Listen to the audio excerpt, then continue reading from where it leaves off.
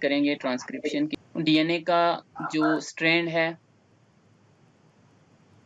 से this is one strand 5 to 3, और इसी के जो दूसरा वाला स्ट्रैंड होगा कम्प्लीमेंट्री होगा, तो 3 प्राइम उसका इधर, 5 प्राइम इधर।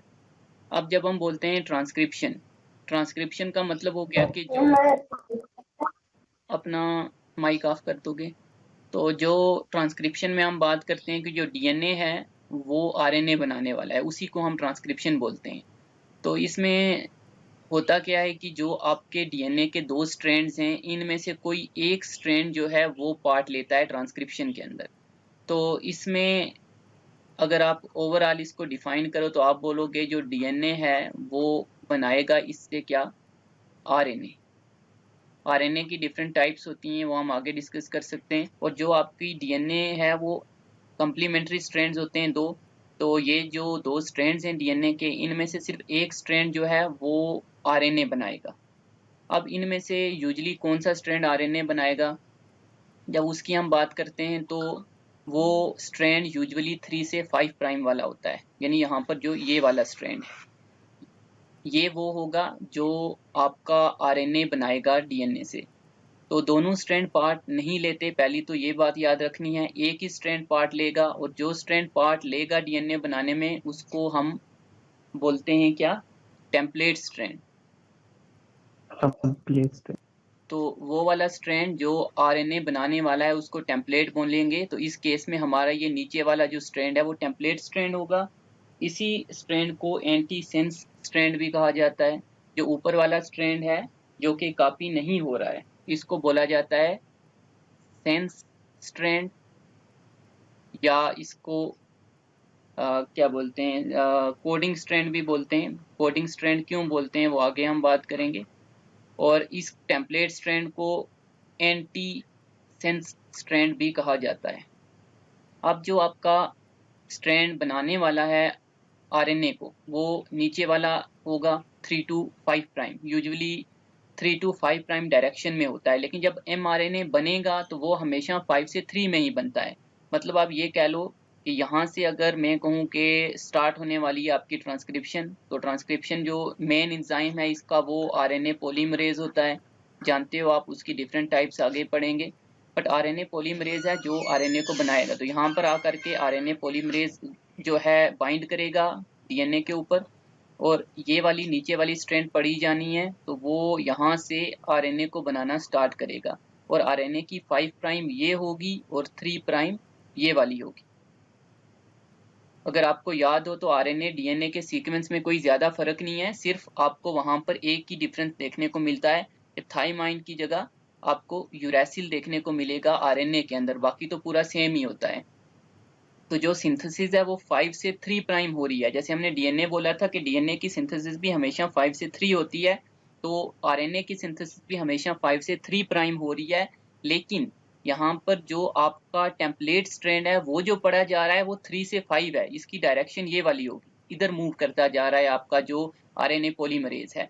तो आरएनए पॉलीमरेज की डायरेक्शन जो है वो 3 से 5 प्राइम की तरफ है। यानी जो पढ़ने की डायरेक्शन है वो 3 से 5 प्राइम है, लेकिन जो बनने की डायरेक्शन है वो 5 से 3 प्राइम है। बहुत अच्छा क्वेश्चन यहाँ से बनता है। तो एक तो ये याद रखना है। उसके अलावा एक और चीज जो याद रखनी है, जैसे हमने वहां पर कहा था कि डीएनए डबल स्ट्रैंड होता है, जुड़ा हुआ है, क्रोमैटिन वाली सभी बातें हमने की थी इस तरह से। अभी डीएनए को यहाँ पर भी खोलना पड़ेगा। वहां डीएनए के रेप्लिकेशन में हमने कहा था कि हेलिकेज आता है, टोपो आइसोमेरेज आते हैं, वगैरह वगैरह। यहाँ उसकी इतनी कोई जरूरत नहीं है। यहाँ पर सीधा जो आपका आरएनए पॉलीमरेज है उसी के पास हेलिकेज एक्टिविटी है, वो खुद ही इसको ओपन कर सकता है और पूरी रेप्लिकेशन होगी। लेकिन जब डीएनए खोला जाएगा तो इस तरह से कि या ना डीएनए है, और यहाँ से अगर स्टार्ट होनी है ट्रांसक्रिप्शन तो यहाँ से इस टाइप का एक आपको बबल देखने को मिल जाएगा। तो आगे पूरा बंद ही है, और यहाँ पर ये जो आपको इस टाइप का स्ट्रक्चर देखने को मिलता है इसको आप बोलते हो ट्रांसक्रिप्शन बबल। तो यानी यहाँ से यहाँ पर आकर के आपका पॉलीमरेज बाइंड करने वाला है, यहाँ से वो इधर मूव करेगा। जैसे जैसे वो मूव करता जाएगा इसको खोलता जाएगा और पढ़ता जाएगा। और इस वाले जो आपका स्ट्रक्चर ये बना, इसको आप कहते हो this is your transcription bubble, जहाँ से स्टार्ट होने वाला है आपका ट्रांसक्रिप्शन। एक तो ये याद रखना है। दूसरा ये कि जो आपका रीजन है जहां पर ये आकर के पॉलीमरेज बाइंड किया, जैसे ये जो हमने कहा था ये आपका आरएनए पॉलीमरेज है जो यहाँ पर बाइंड किया एंजाइम, जहां पर ये बाइंड करता है उस वाले रीजन को हम बोलते हैं प्रोमोटर। तो प्रोमोटर वो जगह है जहां पर आपका आरएनए पॉलीमरेज आकर के बाइंड करता है। तो उसके अलावा एक तो और टर्म्स भी यहाँ पर होनी चाहिए। एक तो और भी चीज याद रखो कि ये हमेशा यूनिडायरेक्शनल है। जैसे हमने रेप्लिकेशन का बोला था कि वो बाई डायरेक्शनल होता है, तो transcription is always unidirectional. Number 1 point याद रखना। दूसरा पॉइंट ये भी यहाँ पर आप याद रखोगे कि वहां पर हमने बोला था प्राइमर चाहिए, यहाँ पर नो प्राइमर इज नीडेड, यहाँ पर प्राइमर की जरूरत नहीं है।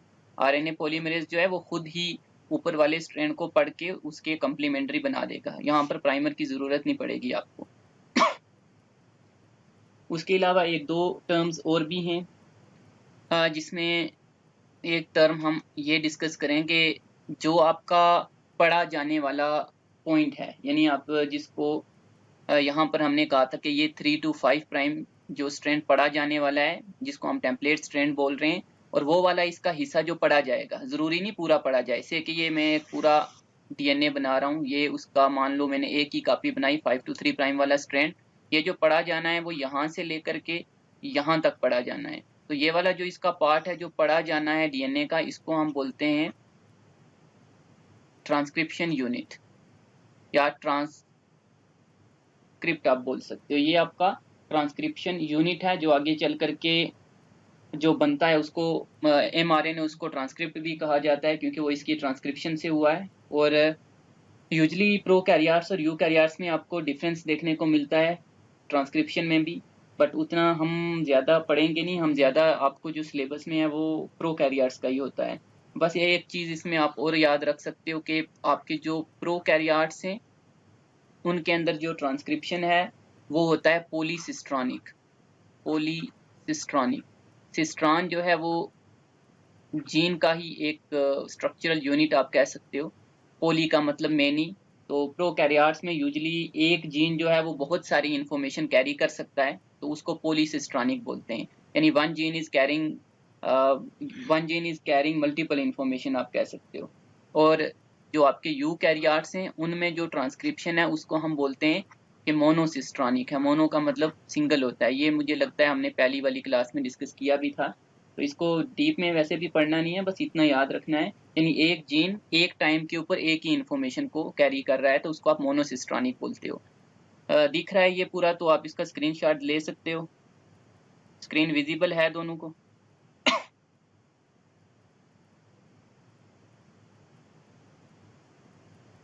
ये प्रोमोटर क्या है? प्रमोटर वो वाली जगह है जहां पर डीएनए आकर के आरएनए पॉलीमरेज बाइंड करेगा। जो ये आरएनए पॉलीमरेज है जिस जगह के ऊपर ये बाइंड करता है, तो region where RNA polymerase bind, जहां पर ये बाइंड करेगा उस जगह को बोलते हैं प्रोमोटर। स्क्रीन विजिबल है इब्रार? ये सर ये ऊपर वाला रिपीट करना सर, जो है ना आरएनए सिंथेसिस की डायरेक्शन जो है 5 प्राइम to 3 प्राइम यानी होगी। ये आपका तो एक और सेकंड। यानी आप ये कहो कि ये आपका जो बना, दिस इज योर एमआरएनए, ये वाला जो हमने यहाँ बनाया, यस सर। इसकी सिंथेसिस 5 से 3 प्राइम हो रही है। यानी पहले 5 प्राइम यहाँ पर न्यूक्लियोटाइड जुड़ते गए ये बनता जा रहा है आगे। लेकिन ये जो पढ़ा जा रहा है यस सर। डीएनए का स्ट्रैंड, वो कौन सा पढ़ा जा रहा है? 3 से 5 प्राइम की डायरेक्शन वाला। और इसकी मूवमेंट जो है पॉलीमरेज की वो भी 3 से 5 वाली डायरेक्शन में है। तो इसलिए हम इसको यस बोलते हैं कि डायरेक्शन तो सिंथेसिस की जब पूछी जाए तो हमेशा 5 से 3 प्राइम होगी, लेकिन जो मूवमेंट है इसकी वो 3 से 5 वाली टेम्पलेट के ऊपर है। ये याद रखना है। ये अगर पूरा विजिबल है तो आप इसका स्क्रीनशॉट ले लो। Yes sir. ओके, तो नेक्स्ट हम काफी इंपॉर्टेंट चीज डिस्कस करने वाले हैं। एक और एग्जाम में कई बार ये पूछा जाता है। तो आप यहाँ पर एक टेम्पलेट देख रहे हो, ये डीएनए की से, वैसे चलो मैं दोनों ही बना देता हूँ, वैसे तो दो बनाने की ज़रूरत नहीं है। से कि मैंने दो ही टेम्पलेट बना दी। This is 5 to 3 prime direction, this is 3 to 5 prime direction. तो जब भी ट्रांसक्रिप्शन होती है उसमें एक स्ट्रैंड पढ़ा जाएगा।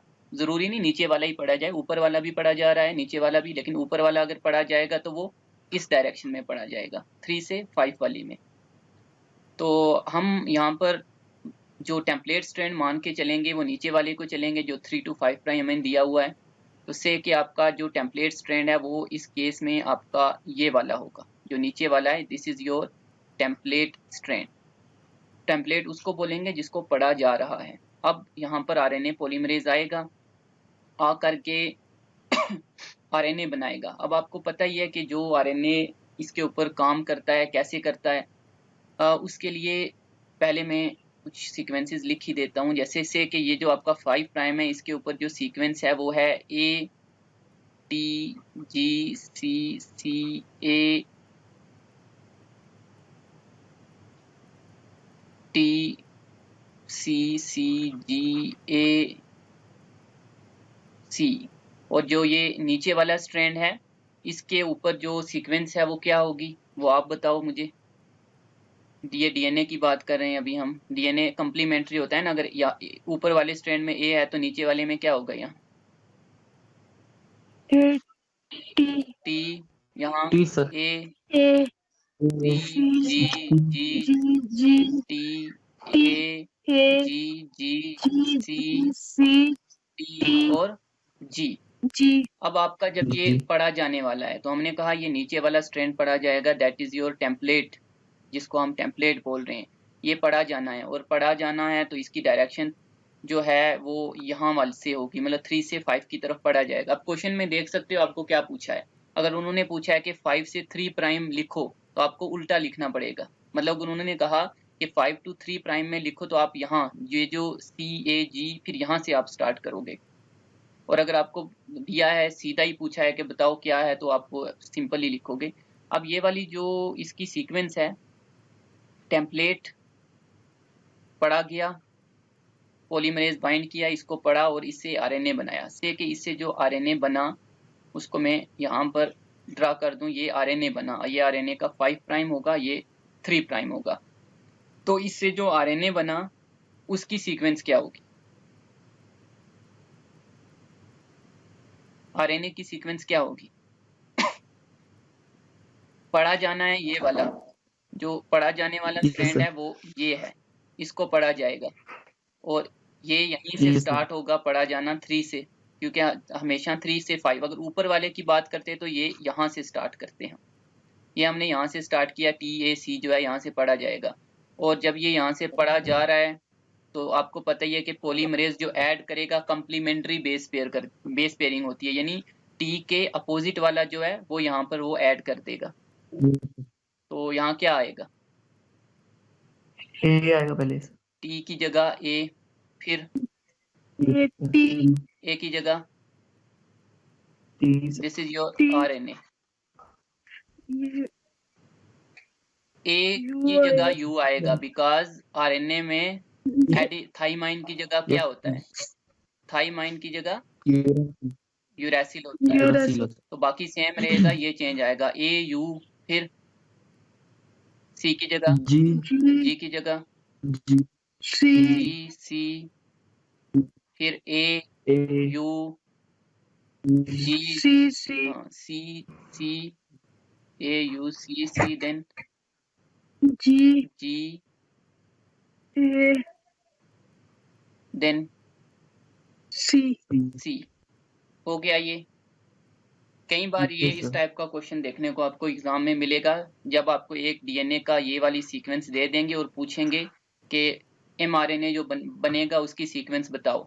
तो अब आपने ये जो सीक्वेंस यहाँ पर बनाई, ये बनाई है किसको, इस टेम्पलेट, यानी ये वाला जो आपका नीचे वाला स्ट्रैंड था इसको यूज करके।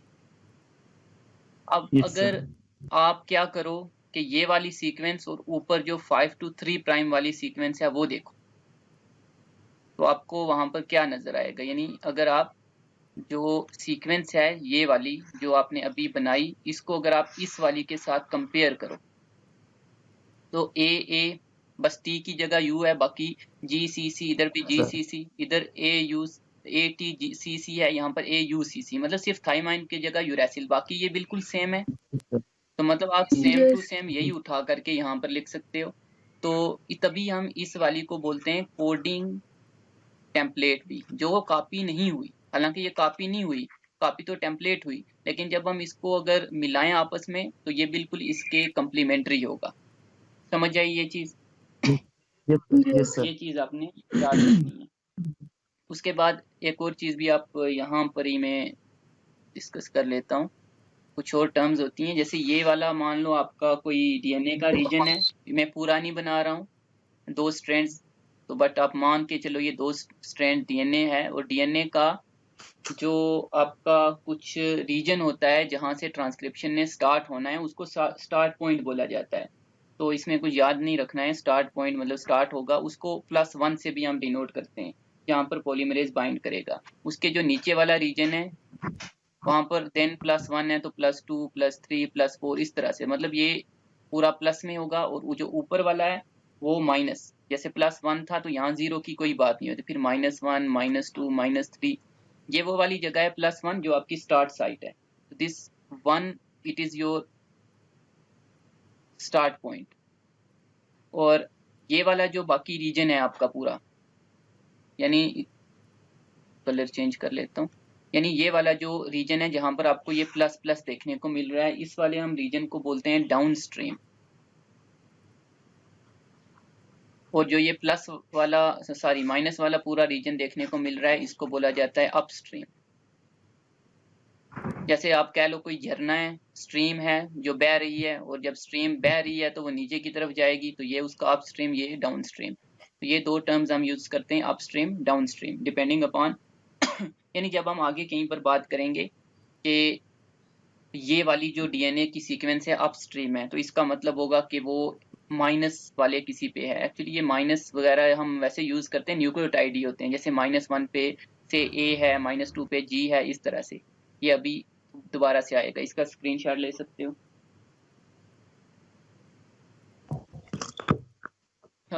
यहाँ पर एक और नाम भी चाहो तो आप याद रख सकते हो कि आरएनए पॉलीमरेज को किसने डिस्कवर किया था, तो वो बंदा था वीजहार्ट करके, WEISS, और आगे जो भी उसकी कुछ HURTUIZ या जो भी उसकी आपको देखने को मिलेगी। तो ये बंदा जो है इसने आरएनए पॉलीमरेज एंजाइम को जो है वो डिस्कवर किया था, डिस्कवर्ड आरएनए पॉलीमरेज। तो अब इतना जो है अगर आप समझ चुके हो तो हम एक और चीज देख लेते हैं यहाँ पर। जैसे हमने अभी कुछ चीजें डिस्कस भी की हैं, और वहां पर हमने ये कहा कि जो आपका डीएनए सॉरी आरएनए पॉलीमरेज है वो पूरा फंक्शन करेगा आरएनए को जो उसने पूरा बनाना है, या जो भी इस तरह से मान लो ये डीएनए है तो एक ट्रांसक्रिप्शन बबल बन जाता है। पूरा मैं डायग्राम ड्रा नहीं कर रहा हूँ। तो यहाँ ट्रांसक्रिप्शन बबल बनेगा, फिर यहाँ पर आरएनए पॉलीमरेज जो आकर के बाइंड करेगा। प्रमोटर वाला रीजन हमने अभी डिस्कस किया, वो जगह जहाँ पर आरएनए बाइंड करता है, तो उससे आपका जो आरएनए पॉलीमरेज है वो यहाँ पर बाइंड किया, इसको आपने प्रमोटर बोला। अब जो आरएनए पॉलीमरेज एंजाइम है वो डिफरेंट टाइप्स का हो सकता है। माइक ऑफ करोगे? खुद ही माइक ऑफ कर दिया करो, डिसिप्लिन। तो जो आपका आरएनए पॉलीमरेज है ये आपका यहाँ पर मेन एंजाइम है जो आरएनए बनाता है। आरएनए पॉलीमरेज जो है डिफरेंट टाइप्स के होते हैं। अगर हम प्रोकैरियोट्स में देखें तो प्रोकैरियोट्स के अंदर एक ही टाइप का आरएनए पॉलीमरेज होता है जो सभी काम करता है। तो इन प्रोकैरियोट्स सेम, जो आप ये कह सकते हो कि 1 पॉलीमरेज एंजाइम जो है perform all the function. All the function मतलब ये हो गया कि जब हम आरएनए बोलते हैं कि डीएनए से बन रहा है यहाँ पर क्या आरएनए, तो आरएनए डिफरेंट टाइप्स के होते हैं। जो आप पढ़ते हो उसमें पढ़ते हो mRNA, that is your messenger RNA, क्योंकि ये मैसेज लेके जा रहा है डीएनए से प्रोटीन बनाने के लिए। फिर आप पढ़ते हो tRNA, that is transfer RNA, जो ट्रांसफर करता है अमाइनो एसिड्स को प्रोटीन सिंथेसिस में। और 1 is rRNA, that is your ribosomal RNA, जो राइबोसोम बनाएगा। ये आप पढ़ते हो। इसके अलावा भी बहुत सारे आरएनए होते हैं, हंड्रेड्स ऑफ जो है आरएनए होते हैं। आरएनए के हंड्रेड्स ऑफ टाइप्स होती हैं, बट हम ये 3 आरएनए जो है आप पढ़ते हो, 3 तरह के। प्रोकैरियोट्स में ये सभी के सभी जो आपके आरएनए हैं वो एक ही आरएनए पॉलीमरेज बनाता है। बट जो आपके यूकैरियोट्स हैं उनके अंदर ऐसा देखने को नहीं मिलता, उसमें डिफरेंट तरह के आरएनए पॉलीमरेजेस प्रेजेंट होते हैं। तो जिसमें 3 मेन टाइप्स हैं, आरएनए पॉलीमरेज 1, आरएनए पॉलीमरेज 2 और आरएनए पॉलीमरेज 3 करके।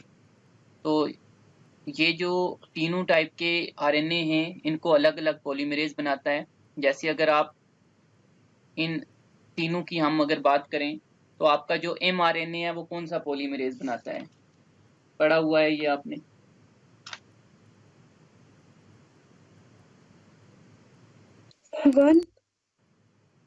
वन पक्का? इब्रार, कौन सा पॉलीमरेज जो है 1 2 3 कौन सा बनाता है mRNA को? सर एक्चुअली पता नहीं है सर, ये पढ़ा नहीं है सर, ये भी। कहाँ नहीं पढ़ा है? ये एग्जाम आने वाले थे तो भी नहीं पढ़ा। और सर ये इधर थोड़ा है, mRNA इधर है सर ऊपर प्रमोटर के, जहाँ पर mRNA होता है। नहीं mRNA तो चलो जो भी, जो आपका ये mRNA होता है इसको बनाता है आपका पॉलीमरेज जो सेकंड है। तो आरएनए पॉलीमरेज सेकंड वो आपका जो ये आरएनए है उसको बनाता है। पॉलीमरेज सेकंड का काम होता है आपके mRNA को बनाने का। तो इसी तरह से जो डिफरेंट पॉलीमरेज हैं वो आपका डिफरेंट, मतलब ये है कि जो पॉलीमरेज ये जो प्रोकैरियोट्स हैं, जब हम इनकी बात करते हैं तो इनमें तो हम सिंपल बात करते हैं कि एक ही टाइप का पॉलीमरेज आपके तीनों को बना रहा है, तो वहां पर इतना कोई आपको मसला देखने को नहीं मिलेगा। लेकिन जो आपके यूकैरियोट्स होते हैं उनमें 3 तरह के अलग पॉलीमरेज हैं। उसके अलावा एक और चीज भी अगर आपको पता हो, माइटोकॉन्ड्रिया में अपना डीएनए होता है, पता है? हाँ यस सर। तो माइटोकॉन्ड्रिया के लिए अलग से पॉलीमरेज होता है। इसी तरह से अगर आपने पढ़ा हो जो आपका ये होता है, क्या बोलते हैं उस ब्लॉक को, ये क्लोरोप्लास्ट, उसमें भी अपना डीएनए है तो वहाँ के लिए अलग पॉलीमरेज होगा। तो प्लांट्स में 5 तरह के पॉलीमरेज होते हैं और यूकैरियोट्स में 4 तरह के अगर हम देखें। हाँ, बट यहाँ पर जो आपने याद रखना है वो 1 2 3 का रखना है कि जो आपका पॉलीमरेज 1 है वो आपके जितने भी राइबोसोमल आरएनए है उनको बनाएगा, तो जो आपका पॉलीमरेज थर्ड है वो टीआरएनए वगैरह को बनाता है। तो इनका एग्जाम में पूछा जाना आम सी बात है, सिंपल से क्वेश्चन है ये वैसे भी। और उसके अलावा भी बहुत सारे आरएनए के टाइप्स हैं जो हमें ज़रूरत नहीं है, जो यही बनाते हैं। तो ये वाला इंपॉर्टेंट है जो आपको याद रखना है। एक और पॉइंट यहाँ पर जो है डिस्कस कर लेते हैं। हमने कहा था कि जो आरएनए पॉलीमरेज है वो आकर के डीएनए के ऊपर कुछ स्पेसिफिक सीक्वेंसेस को पहचानता है जिनको हम प्रमोटर बोलते हैं। तो प्रमोटर के ऊपर आकर के आरएनए पॉलीमरेज जो है ज्वाइन करेगा। हमने कहा था कि जो न्यूक्लियोटाइड्स की बात की थी कि +1 जहां से आपका जो ट्रांसक्रिप्शन है वो स्टार्ट होगा और ये वाला जो रीजन है इसको डाउनस्ट्रीम बोलते हैं और ये आपका जो है अपस्ट्रीम वाला रीजन है। तो हमने कहा था यहाँ कुछ सीक्वेंसेस होती हैं -10 -35 जिनको जो आपका आरएनए पॉलीमरेज है वो आकर के पहचानता है और उसके ऊपर बाइंड करता है। तो यहाँ पर एक टर्म जो है आप याद रखोगे कि जो -10 है, यहाँ पर जो सीक्वेंस होती है वो होती है TAT तो ये वाली सीक्वेंस यहाँ पर पाई जाती है और यहाँ पर जो है इस सीक्वेंस को जो आरएनए पॉलीमरेज एंजाइम है वो आकर के पहचानता है और यहाँ पर बाइंड करता है। तो जो हमारे प्रोकैरियोट्स हैं, प्रोकैरियोट्स में इसी सीक्वेंस को जो है प्रिब्नो बॉक्स कहा जाता है। तो ये पॉइंट जो है पहले में हम डिस्कस करना थोड़ा भूल गए थे, तो इसको प्रिब्नो बॉक्स बोलते हैं। एक तो आपने यही याद रखना है।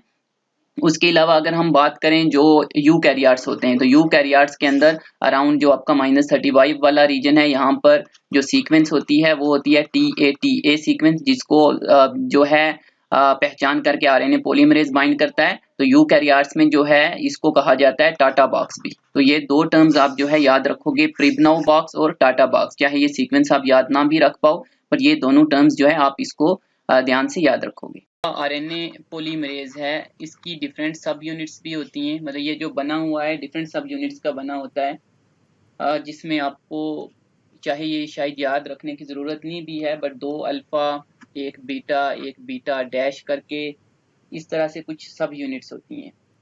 तो ओमेगा हो गया, कितनी होगी ये, 2 3 4 5 ये हो गई, जिसको कोर एंजाइम बोला जाता है, यानी इसको बोलते हैं कोर एंजाइम। सब यूनिट मतलब ये कुछ पार्ट्स, जैसे मान लो ये एक अल्फा है, ये दूसरा है, then beta beta dash omega, ये पूरा मिल करके एक एंजाइम बनाता है। उसके अलावा एक और इसी का पार्ट होता है जिसको बोलते हैं सिग्मा। ये सिग्मा का सिंबल है जो आपने याद रखना है। तो सिग्मा जो है, या इसको सिग्मा फैक्टर भी कहा जाता है, बाकी इनको आप ना भी याद रखो, लेकिन सिग्मा याद रखना है कि सिग्मा जो है ये होलो एंजाइम का पार्ट, मतलब जब आप इस पूरे को बोलते हो कोर एंजाइम प्लस सिग्मा, तो आप इसको बोलते हो दिस इज होलो एंजाइम, यानी होलो का मतलब होता है कंप्लीट। तो जब आप बोलते हो आरएनए पॉलीमरेज, तो आप इन सब की बात कर रहे होते हो। जब डीएनए जो है वो रेप्लिकेट करना स्टार्ट करता है, जैसे अभी हमने कहा था कि ये डीएनए है, ये उसका +1 यानी स्टार्ट पॉइंट है, यहाँ कहीं था -10। तो होता क्या है कि जब आपका आरएनए पॉलीमरेज आकर के बाइंड करता है, आप उसको ऐसे नहीं पता कि उसने बाइंड कहाँ पर करना है। जैसे अभी हमने कहा था इसको हम टाटा बॉक्स बोलते हैं या प्रिब्नो बॉक्स, बट उसको आरएनए पॉलीमरेज को क्या पता कि उसने कौन से रीजन के ऊपर डीएनए पे बाइंड करना है, प्रोमोटर कहाँ पर है। तो ये जो सिग्मा है वो उसको हेल्प करता है ये आइडेंटिफाई करने में, पहचानने में कि प्रोमोटर कहाँ पर है। तो जो सिग्मा है वो यूजली इस -10 के ऊपर आकर के बाइंड करता है सिग्मा। तो सिग्मा यहाँ आकर के बाइंड करेगा, और जब आरएनए पॉलीमरेज इसको देन पहचानेगा, वो आरएनए पॉलीमरेज यहाँ पर आ चुका है और आरएनए पॉलीमरेज ने मूव करना स्टार्ट कर दिया, आरएनए को बनाना स्टार्ट कर दिया। तो 10-15 न्यूक्लियोटाइड आरएनए की जब बन जाती हैं, तो तब ये जो आपका सिग्मा है ये वहां से वापस चला जाएगा। बाकी जो कोर एंजाइम है आरएनए पॉलीमरेज वो काम करता रहेगा और सिग्मा चला जाएगा। तो सिग्मा जो है वो इम्पॉर्टेंट है ट्रांसक्रिप्शन को स्टार्ट करने के लिए। ये आपने याद रखना है कि this sigma it is important for initiation of transcription. अगर ये नहीं होगा ट्रांसक्रिप्शन नहीं हो सकती, और एक बार ट्रांसक्रिप्शन स्टार्ट अगर हो गई तो सिग्मा फैक्टर चला जाएगा। तो ये वाला यहाँ पर थोड़ा सा आपने याद रखना है। बाकी यहाँ पर भी जब डीएनए खुलेगा तो उसमें भी फोल्डिंग्स वगैरह आती हैं, सुपर काइलिंग, वही टोपो आइसोमरेज यहाँ पर आकर के रिमूव करता है, वो इतना कुछ हमें देखना नहीं है। तो ये जो है पॉइंट ये भी आप याद रखोगे। तो उसके अलावा इसमें टर्मिनेशन का जो है, तो टर्मिनेशन में एक तो आप पढ़ते हो कि रो प्रोटीन होती है कि जब ट्रांसक्रिप्शन ने रुकना है, तो रो प्रोटीन एक होती है जो कि टर्मिनेशन में हेल्प करती है। आप बस इतना याद रख सकते हो, जब आरएनए पॉलीमरेज चलता जा रहा है डीएनए के ऊपर, तो जहां पर कहीं पर टर्मिनेशन पॉइंट होगा वहां पर ये रो प्रोटीन होती है जो आरएनए पॉलीमरेज की एक्टिविटी को रोक देगी। तो खत्म। एक तो ये सिस्टम होता है, एक और भी होता है कि वहां पर एक लूप सा बनता है, और वहां पर आप कह सकते हो जैसे खींच करके तोड़ देना, उस टाइप का सिस्टम है वो। आप चाहे याद नहीं भी रखो, इतना काफी है। उसके बाद एक और चीज जो याद रखनी है वो ये कि जो प्रोकैरियोट्स हैं उनमें तो ये डीएनए था, डीएनए से आरएनए बना, तो ये आरएनए अब चल करके प्रोटीन बना देगा ट्रांसलेशन प्रोसेस के थ्रू, तो बात खत्म। इस आरएनए को डीएनए से जब बनाया गया तो आरएनए मैच्योर ही था, आरएनए के अंदर कोई मसला नहीं था, आपको कोई ज़रूरत नहीं पड़ी कुछ पंगे वगैरह करने की। लेकिन यूकैरियोट्स में ऐसा नहीं होता। यूकैरियोट्स के अंदर जो आपने आरएनए बनाया, से कि ये कोई डीएनए है, डीएनए का स्ट्रैंड, इससे आपने बनाया आरएनए, तो ये जो आरएनए अभी आपके पास बना है 5 to 3 प्राइम, आरएनए हमेशा सिंगल स्ट्रैंड ही होता है। तो आरएनए जो ये वाला आपका बना है, से कि दिस इज योर एमआरएनए, तो ये अभी पूरी तरह से मैच्योर नहीं है, इसके अंदर काफ़ी चेंजिंग्स अभी लानी पड़ेंगी। तो इसमें काफ़ी चेंजिंग्स लाई जाती हैं। एक तो ये है कि ये जो पूरा आरएनए है ये पूरा प्रोटीन नहीं बनाने वाला, इसके अंदर कुछ हिस्से ऐसे हैं जो मैं यहाँ पर येलो से मार्क कर रहा हूँ। ये वाले कुछ ऐसे हिस्से हैं जो कि नॉन कोडिंग है। नॉन कोडिंग मतलब ये प्रोटीन के लिए कोड नहीं करने वाले, ये फालतू में यहाँ पर कहीं से आ गए हैं। और ये जो फालतू वाले हिस्से हैं यहाँ पर, इनको आप जो है बोल सकते हो these are introns, INTRONS, intron. यानी यहाँ पर मैं दोबारा से लिख देता हूँ, इंट्रॉन जो ये वाले रीजन है, और ये जो बीच में रीजन है ये वाला, ये आपका कोडिंग रीजन है, यानी जो कि आगे चल करके आपकी प्रोटीन सिंथेसिस कराएगा। और ये जो रीजन है जो प्रोटीन सिंथेसिस कराएगा इसको आप बोलते हो exon. These are your exons. तो एक्सॉन वो हिस्सा जो कि कोडिंग रीजन है, तो this is your coding region. और जो आपके इंट्रॉन हैं दीज आर नॉन कोडिंग। तो अब इस mRNA अभी ये पूरा मैच्योर नहीं बना आपका, अभी आपको इन इंट्रॉन को बाहर निकालना है क्योंकि ये किसी काम के नहीं है, तो इनको बाहर निकालना पड़ेगा आपने। उसके बाद जो है मसले बनेंगे। तो इसमें क्या किया जाता है कि एक तो जो आपका RNA है, मैं इसको दोबारा थोड़ा यहाँ पर बना दूं, अभी ट्रांसक्रिप्शन चल ही रही होती है तो ये काम होना स्टार्ट हो जाता है। ये इसका 5 प्राइम था, तो इस 5 प्राइम के ऊपर सबसे पहले एक जो कैपिंग की जाती है, एक प्रोसेस होता है कैपिंग। ये मॉडिफिकेशन में आता है। कैपिंग का मतलब क्या हो गया कि 3 चीजें होती हैं mRNA बनने के बाद। अभी बन नहीं रहा होता है तो इस पे कैप लग जाती है। 5 प्राइम जो ये वाला एंड है, यहाँ पर अगर आपने पढ़ा हो, पहला अमीनो एसिड जो है वो बनता है मिथियोनिन और उसके लिए AUG कोड करता है, वो सब आपने पढ़ा हुआ है। लेकिन जरूरी नहीं कि ये जो 5 प्राइम है यहीं से स्टार्ट हो जाए। अगर ऐसे भी आप देखो, आपका एक mRNA है तो उसकी जो स्टार्टिंग वाली साइड होती है, या चलो ये मैं बाद में नेक्स्ट स्लाइड में बता दूंगा, अभी यही डिस्कस कर लेते हैं। कैपिंग क्या हो गया कि जो आपकी 5 प्राइम वाली साइट है उसके ऊपर एक मिथाइल ग्रुप ऐड होता है। तो जो मिथाइल ऐड होता है वो होता है ग्वेनाइन के ऊपर यहाँ पर।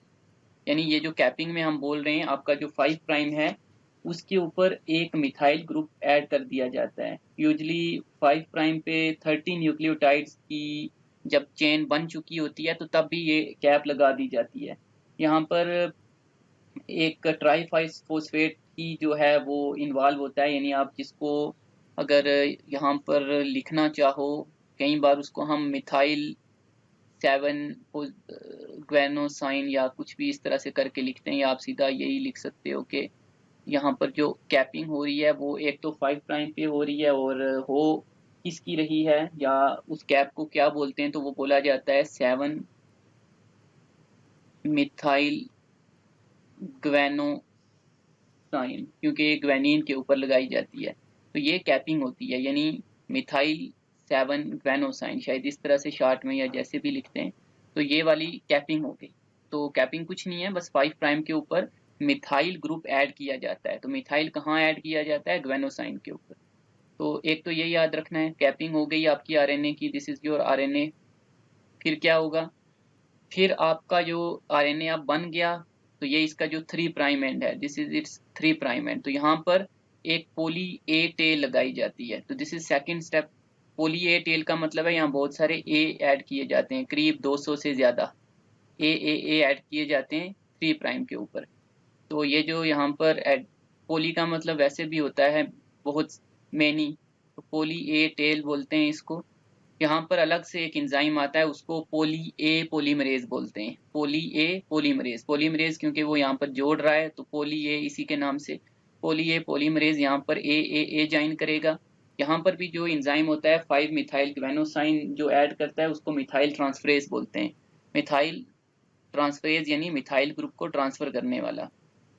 तो मिथाइल ट्रांसफरेज ऐड कर रहा है यहाँ पर आपका cap number 1। Number 2 poli A tell add हो चुकी है, बहुत सारे ए यहाँ पर लग चुके हैं। एक्चुअली कैपिंग का फंक्शन क्या होता है? कैपिंग का फंक्शन होता है एक तो RNA को बचा के रखना, प्रोटेक्ट करना।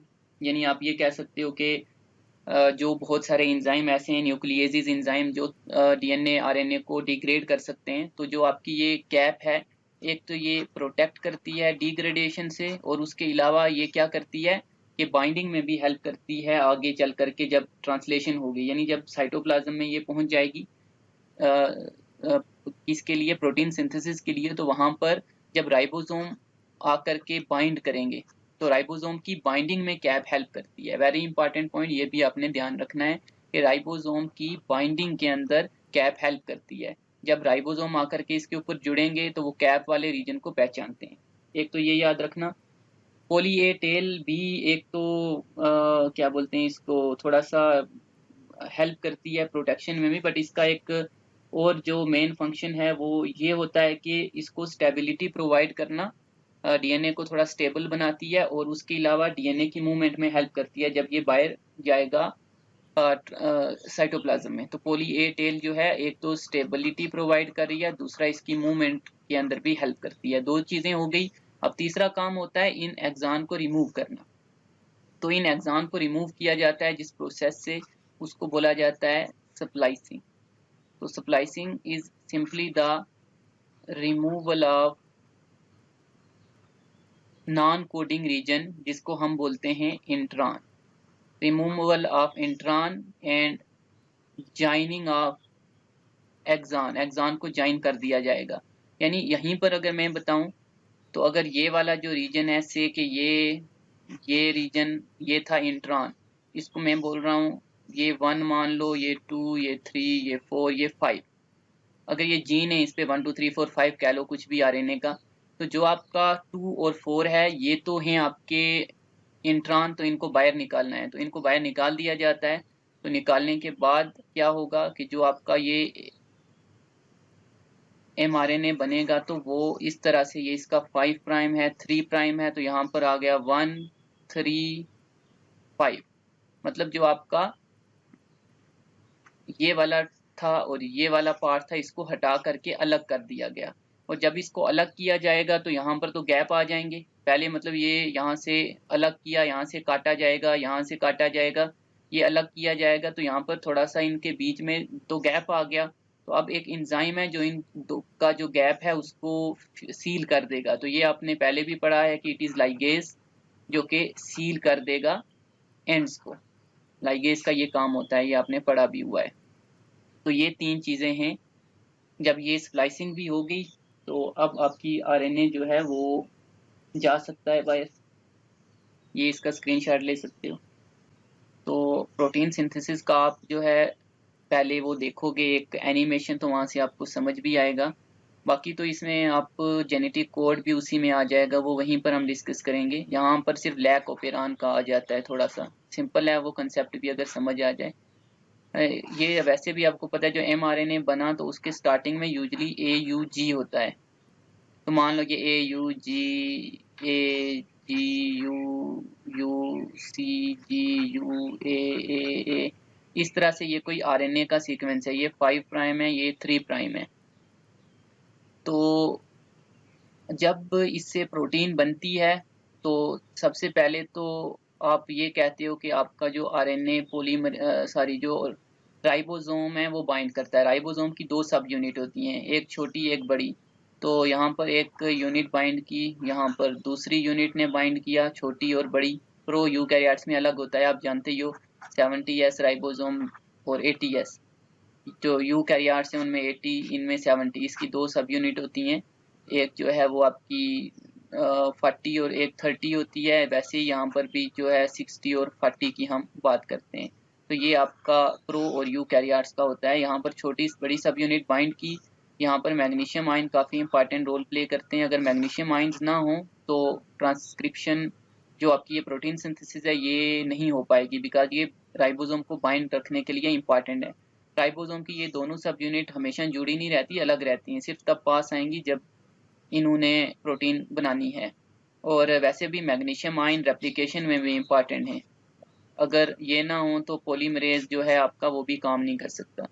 तो राइबोसोम यहाँ पर बाइंड किया, राइबोसोम ने बाइंड किया तो उसके बाद क्या होगा कि आपके टीआरएनए आएंगे से कि ये कोई आपका टीआरएनए है जो यहाँ पर जो है एक अमीनो एसिड रख के लेके आएगा। आप एनिमेशन देखोगे एक, लेकिन यहाँ पर जो पढ़ा जाता है वो 3-3 करके पढ़ा जाएगा। यानी AUG जो है इसका मतलब होता है मिथियोनिन। मिथियोनिन जो है ये एक अमीनो एसिड है जो हमने स्टार्टिंग में डिस्कस भी किया था। मिथियोनिन जो है फर्स्ट वाला होता है जो प्रोटीन में यूजली लगता है, क्योंकि जो स्टार्ट कोडान, इसको हम स्टार्ट कोडान भी बोलते हैं अगर आपने जेनेटिक कोड पढ़ा है, जहाँ से आपका स्टार्ट होता है प्रोटीन सिंथेसिस ट्रांसलेशन। तो AUG का मतलब मिथियोनिन है, वैसे ही AGU का मतलब कुछ और होगा, इसका मतलब कुछ और होगा। AUG आपका स्टार्ट कोडान होता है जहाँ से स्टार्ट होता है, और बाकी कोडान आपके UAA, UAG और UGA, इनको स्टॉप कोडान बोलते हैं। यानी जब ये पढ़ा जा रहा है पूरा आपका mRNA स्ट्रैंड, तो जहां पर UAA, UAG या UGA होगा वहां पर ट्रांसलेशन रुक जाएगी। ये आप पहले वो देखोगे, उसके बाद इसको फिर हम जो कुछ चीजें हुई डिस्कस कर लेंगे। तो लास्ट में हम यहाँ पर थोड़ा सा tRNA का स्ट्रक्चर देख लेते हैं, कुछ इंपॉर्टेंट पॉइंट्स हैं इसमें। तो अगर हम tRNA that is your transfer RNA इसकी बात करें तो जो आपका tRNA है ये इसका 2 डायमेंशनल स्ट्रक्चर है। यहाँ पर इसका ये वाला जो है 5 प्राइम है और ये वाला 3 प्राइम होगा।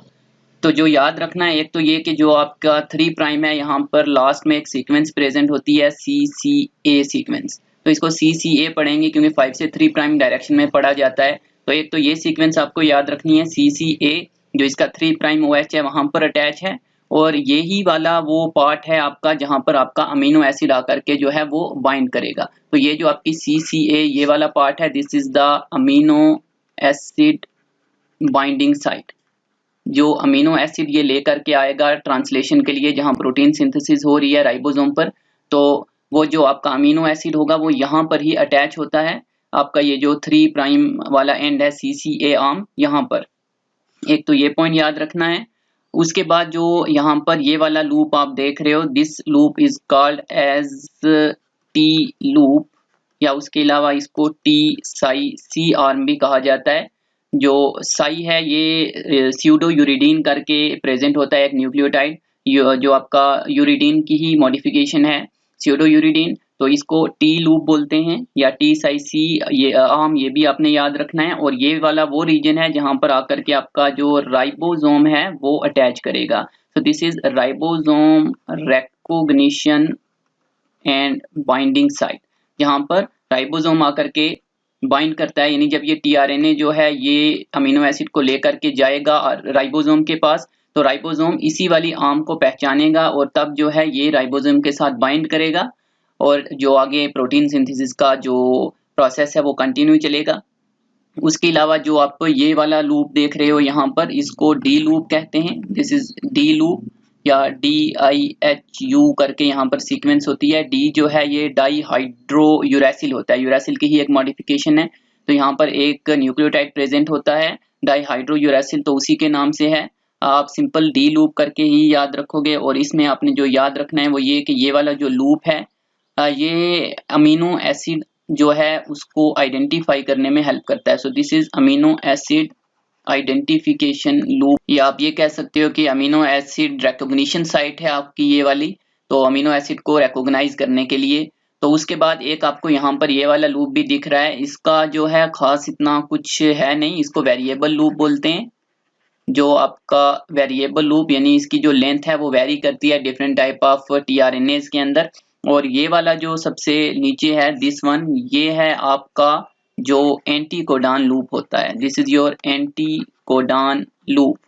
यानी जब आपका tRNA जाकर के mRNA के ऊपर बाइंड करेगा तो वो इन्हीं वाली जो सीक्वेंस हैं उनको पहचान करके वहां पर बाइंड करता है। यानी अगर मान लो कि मैं कहूं कि आपका से के ये कोई आपका RNA है, तो RNA इसका 5 प्राइम ये होगा, 3 प्राइम ये ऐसे। तो यहाँ पर हम जानते हैं कि जो आपका फर्स्ट वाला कोडान रीड किया जाता है वो AUG होता है। तो यहाँ से ट्रांसलेशन जो है वो स्टार्ट होती है प्रोटीन सिंथेसिस। जो फर्स्ट वहां पर आपका कोडान है वो AUG है, जो कि कोड करता है मिथियोनिन अमीनो एसिड के लिए।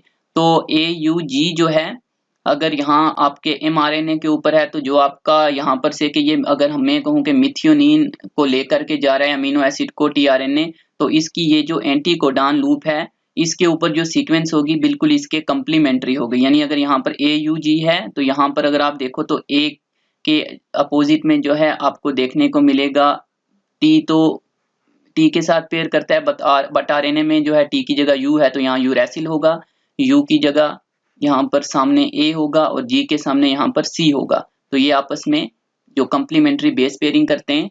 तो जो आपका एंटी कोडान लूप है तभी इसको हम एंटी कोडान बोल रहे हैं, ये आपका कोडान है और ये जो है आपका एंटी कोडान होगा। तो आपका ये एंटी कोडान जो लूप है यही जो है पहचान करके जो आपका mRNA है उसके ऊपर बाइंड करेगा, और देन जो है आपका नेक्स्ट जो ट्रांसलेशन का प्रोसेस है वो चलता है।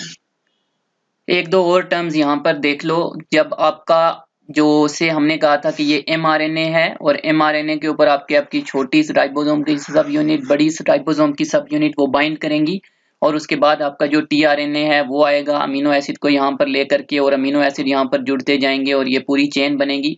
यहाँ पर 3 हाइपोथेटिकल साइट्स की भी हम बात करते हैं, A साइट, P साइट और E साइट। तो A साइट है, से ये P है, ये E साइट है।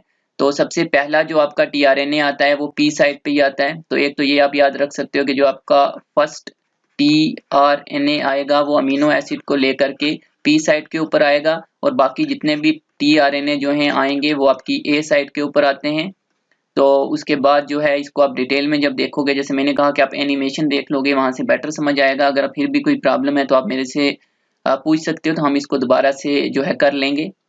और यहाँ पर जो चीज याद रखने के लिए जो 2 पॉइंट्स हैं, एक तो ये कि जो आपका राइबोसोम आकर के mRNA के ऊपर जब बाइंड करता है तो राइबोसोम कुछ सीक्वेंसेस को पहचान करके यहाँ पर बाइंड करता है। एक तो हमने ये भी पढ़ा था जो कैपिंग है उसका एक ये फंक्शन भी रहता है कि जो आपका राइबोसोम है उसको बाइंड कराने में हेल्प करता है। हमने पढ़ा भी था कि जब आपका जो mRNA बना था उसकी मॉडिफिकेशन हो रही थी तो वहां पर कैपिंग हुई थी, जो 5 प्राइम एंड है यहाँ पर कैपिंग हुई थी, और जो वो कैप लगी थी उसका एक फंक्शन ये होता है कि ये आपके जो राइबोसोम है उसको बाइंड करने में हेल्प करता है। अगर ये कैपिंग नहीं होगी तो आपका राइबोसोम mRNA को बाइंड नहीं कर पाएगा, तो ट्रांसलेशन नहीं होगी। तो जो हम यहाँ पर डिस्कस कर रहे थे कि जो राइबोसोम यहाँ पर आकर के बाइंड करते हैं वो कोई स्पेसिफिक यहाँ पर सीक्वेंस होते हैं जिनको पहचानते हैं। तो mRNA के ऊपर कोई स्पेसिफिक सीक्वेंस है जिनको पहचान करके राइबोसोम बाइंड करता है। तो प्रोकैरियोट्स में उन सीक्वेंस को कहा जाता है शाइन-डलगैर्नो सीक्वेंस। शाइन-डलगैर्नो सीक्वेंस, ये एक टर्म आपने याद रखनी है कि जो आपके प्रोकैरियोट्स हैं उनके अंदर जो आपका राइबोसोम है वो जहां पर बाइंड करता है वो इन सीक्वेंसेस को बाइंड रिकॉग्नाइज करके बाइंड करता है, जिनको हम बोलते हैं शाइन-डलगैर्नो सीक्वेंस। और यूकैरियोट्स के अंदर जिन सीक्वेंसेस को जो है रिकॉग्नाइज करके राइबोसोम बाइंड करेगा उनको कहा जाता है कोजैक्ट सीक्वेंस। तो ये वाले 2 टर्म आपने जो है ये भी ध्यान रखने हैं। बाकी जो है आप एनिमेशन देखोगे बेटर समझ आएगा। अगर है कोई प्रॉब्लम तो हम दोबारा से इसके लिए अलग से एक शॉर्ट क्लास कर लेंगे।